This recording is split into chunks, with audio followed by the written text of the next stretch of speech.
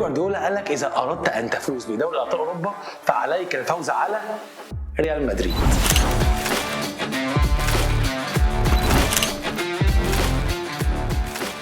مشكلتك يا بيب انك عايز تعلم على فرقه معلمه على كل فرق انجلترا.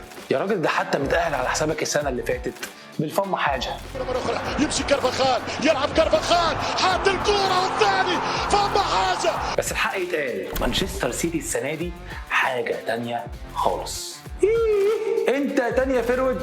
ايوه انا تاني وهقول لك ليه. انا عارف والله، انا عارف ان ريال مدريد لما بيبقى الطرف الاضعف بيبقى هو المرشح للمكسب مش للخساره. بس انا اسف يا جمهور ريال مدريد، نسخه مانشستر سيتي دي هي النسخه الاكثر تكاملا بالنسبه لي. مشكله مانشستر سيتي الازليه في دوري الابطال انه بيدخل فيه جوال مش انه ما بيسجلش. بس السنه دي بقى الوضع مختلف تماما. من دور ال 16 مانشستر سيتي لاعب فرق هجوميه زي لايبزيج وبايرن ميونخ وريال مدريد، سجل في الثلاث فرق دول 13 هدف ودخل في مرماه 3 اهداف بس. احصائيه بسيطه كده تثبت لك قد ايه مانشستر سيتي السنه دي ناضج دفاعيا. قصدك ايه يعني؟ قصدك ان السيتي هيتاهل على حساب ريال مدريد؟ انا اسف يا صديقي المدريدي بس للاسف مانشستر سيتي هيتاهل على حساب ريال مدريد لنهائي الابطال.